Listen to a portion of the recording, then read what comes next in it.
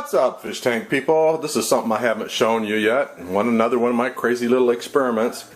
Actually, I made a wet dry filter, and it's done differently. It's done setting above the tank instead of below. What it is, I took a scoop away cat litter bucket. I took and cut little pieces of PVC, put slits in them. I don't know if you can see that on the sides of them. There's little slits so stagnant water doesn't stay inside of them. This is the first time I've actually taken it off since setting it up. It's been on the tank for probably a year now. It's been working really good. On the sides, I put little outputs where the water drips back into the tank. I'll show you that in a minute. Now, what those little pieces of plastic are is for this grate, which I just set right on top of there. Then on top of the grate, this is my media that holds the bacteria, and it was quite dirty, and that's because the pre-filter that I have, I let go too long and not cleaning it. Anyway, this goes in here. I straighten them out in a line. I'll show you. Be right back. If you haven't seen these scrubbers before, all they are is plastic scrubbers with a little piece of foam inside. They're ideal for holding up bacteria colonies. Now, next on top of this goes another grate. These grates are ceiling tile grates that you can get from Home Depot and Lowe's for suspended ceilings. Set snugly on there.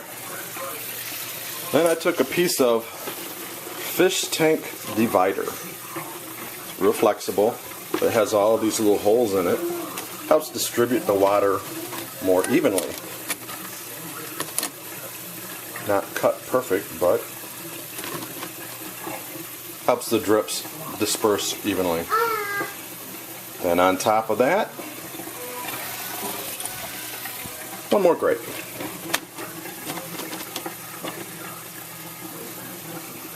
And then the final piece, the pre-filter, goes on the top of this. Alright, this is the final topping, which is a foam pad that we use for pond filters. What I did is I cut it to shape to fit inside here. As you can hear, I have a curious granddaughter. What are you doing? What are you doing? What are you doing? The brown spots that you see on there, I've cleaned this up really good, and all I can figure is that that's probably from plant food, staining it. And I don't know why there's a little hole in it, but oh well, nobody's perfect. This little gap is where the pipe comes in and goes down, and that's actually the very top layer. What I did is took some PVC, let's see, set it down so you can see it better. Just made kind of like a horseshoe. I drilled holes on each side of this. Holes on that side, holes on that side, there, and around this way. This just sets on the top in here, distributes the water across the pad, the intake or whatever, the outtake from the one filter goes into this one, and then sprays out onto the pad, drips out onto the drip tray, disperses it more, goes out on the sponges where the bacteria colony hopefully is colonizing and doing its thing, and it's oxygenating the water. The whole point of this was there's cat food in there. I had to put on an air pump during the evenings because the plants were taking up too much oxygen and starving the fish out. I'd come up, get up in the morning, and all the fish would be at the top, starving for air. So what I had to do is come up with an idea to help remedy this problem. Use a Magnum 350. I filter the water with a filter cartridge, or if I use any kind of absorbent material, I put the other chemical chamber in there. That's the chemical chamber. And what I do is I pull from a sponge. I have a sponge on the intake of this, pre-filters. Then it goes into this, kind of filters it again. Then it comes out, goes into the spray bar, sprays into the pad, filters it again, drops down, disperses more evenly, goes into the sponges. Hopefully in all this cycle the water's getting super oxygenated and bacteria colony is thriving. Ever since I've done this, it's been running for about a year now. This is the very first time I've taken it apart and messed with it. It was pretty filthy, but it's been doing the trick. My nitrates were a little bit high, so I figured out I'm going to do some cleaning on all the filters. I'm going to do this filter today, give it a day, and do the next filter, give it a day, and do the last filter, and see how it goes. Alright, we're going to put it back together. Hopefully you can see this, that output nozzle for the Magnum 350 fits perfectly inside that 1-inch PVC pipe.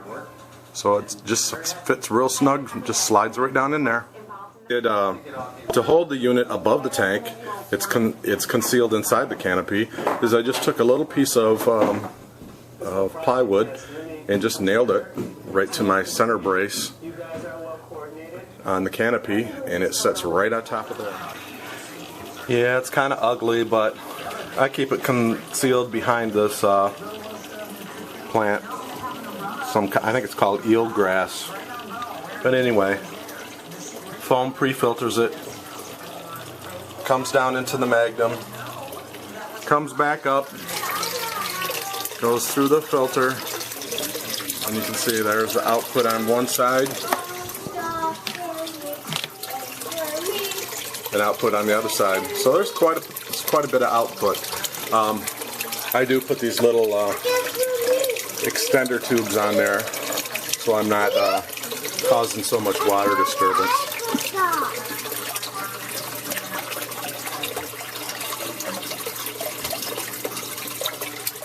And my water's low right now because I'm fixing to do a water change. But usually these are at below the water line a little bit, and creates very little disturbance, so I'm not dissipating so much of my CO2.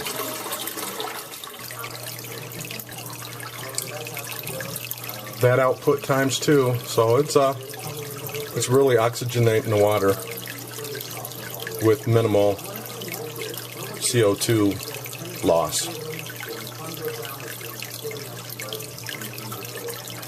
Plus, the added advantage of having this above the tank instead of below is the heat from the bulbs heat the water, and my heater doesn't have to work as hard.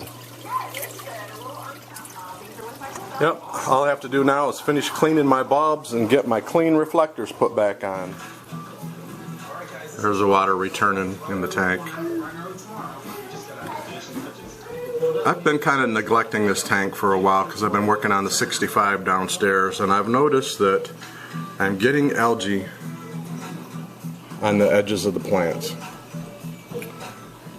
I do leave the lights on in this tank for quite a while during the day, so I'm going to do a couple of different things. One, the reason why this algae is growing is there's too many nutrients in this water. There's too much light. So I'm gonna take and stop feeding for about a week. I'm gonna shut the lights off for at least a day. Then I'm gonna cut the hours back that I run the lights and do a water change. If that doesn't do it, then I will double dose with Excel, Flourish Excel, and it'll kick the plants back into high gear, and they will consume a lot of the nutrients and starve out the algae. Here's the other return. I just seen something new. I only had a couple pieces of jungle val left, And if you look really close, I hope you can see this. You see that chute running from that jungle vel there to the jungle vel up front. That's a newbie. So my jungle vel is starting to branch out. Cool. Like I said, this tank is it's been neglected. I need to get back to it. But in the meantime, I'm going to do an update of the tank downstairs. So stay tuned.